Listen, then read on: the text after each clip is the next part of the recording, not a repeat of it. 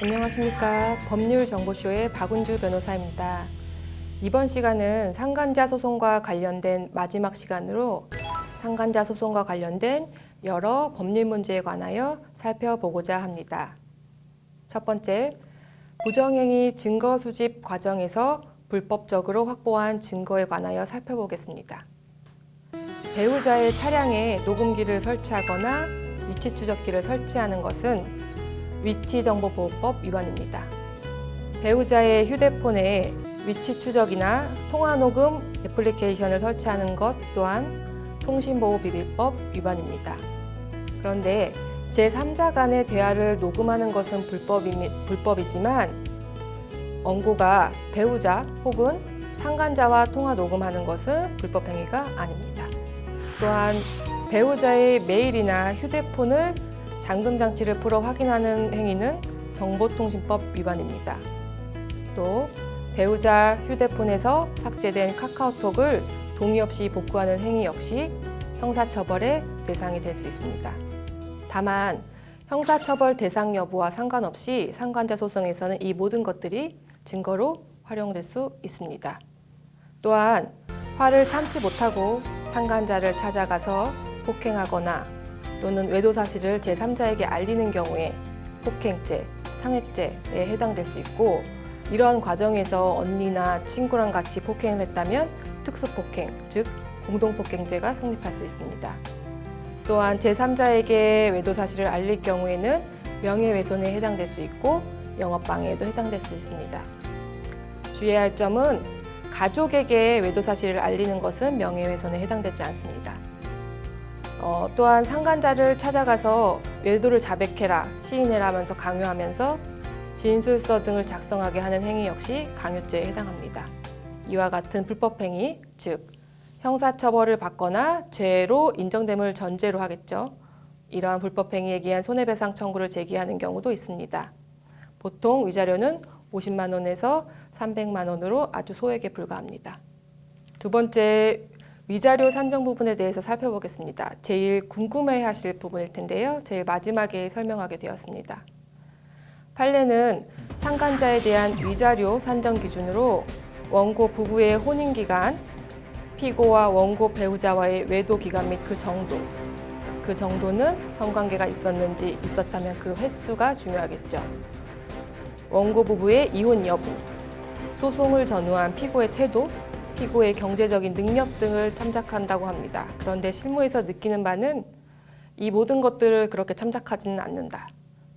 왜냐하면 위자료의 범위라는 것이 그 자체가 워낙 좁아서 이러한 기준들을 일일이 그 잣대로 들이댈 수는 없다고 보입니다. 상간자와 원고의 배우자는 부진정 연대 채무의 관계에 있습니다. 조금 어려운데요, 말이. 공동의 불법행위, 즉 외도겠죠. 이로 인한 손해배상 채무에 있어서 공동 불법행위자 중 1인의 변제는 변제된 금액의 한도 내에서 다른 공동 불법행위자에 대해서 공동면책의 효력이 있다는 의미입니다. 보통은 상간자 소송만 제기하는 경우에 최근에는 서울과 경기권을 시작으로 위자료가 높아지고 있는 추세입니다. 이혼을 하지 않은 경우에는 보통 1,000만 원에서 1,500만 원 정도의 위자료가 나왔는데 최근에는 1,500만 원에서 2,000만 원을 상회하는 수준으로 상향되었습니다. 이혼이 된 경우에는 배우자로부터 위자료를 지급하지 않았다는 것을 전제하에 2,000만 원 정도 나오고 있습니다. 한편 이혼 소송과 같이 상간자 소송을 진행하는 경우에 피고 1을 배우자로, 피고 2를 상간자로 합니다.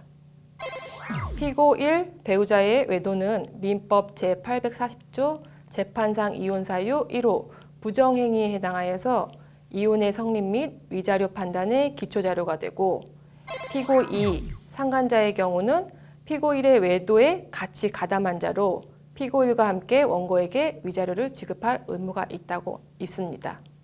다만 위자료는 외도 당사자인 피고 1, 2를 합쳐서 총 3,000만 원 정도 내외에서 선고가 되고 있습니다. 이때 피고 2는 3,000만 원 중에 1,000만 원 정도를 부담하라는 형식으로 선고가 됩니다. 협의 이혼이나 이혼 소송 진행 이후에 상간자 소송을 진행하는 경우에 배우자로부터 위자료를 지급받은 금액은 그 이후 상간자 소송에서 상간자에 대한 위자료 산정 시 반드시 참작되고 있습니다.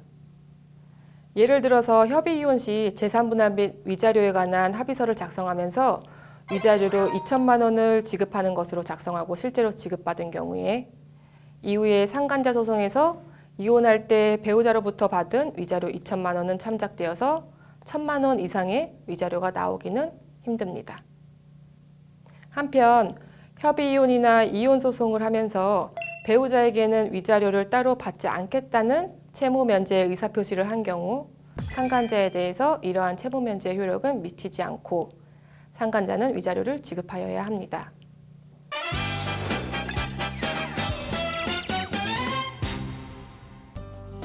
오늘은 상간자 소송과 관련된 여러 법률 문제에 관하여 살펴보았는데 오늘의 키포인트는 첫 번째, 부정행위 증거 확보 및 상간자 소송 전후에서 원고는 피고에게 불법행위를 저지를 수 있으므로 주의할 것.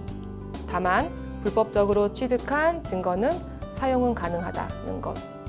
두 번째, 법원에서 현재 인정하고 있는 위자료는 이혼하지 않은 경우에는 1,500만 원 내외, 이혼을 한 경우에는 2천만 원 내외라는 것. 세 번째, 배우자로부터 외도 위자료를 이미 지급받은 경우 상간자에 대한 소송에서 그 금액은 반드시 위자료 산정에 반영된다는 것입니다. 이상 법률정보쇼 박은주 변호사였습니다. 감사합니다.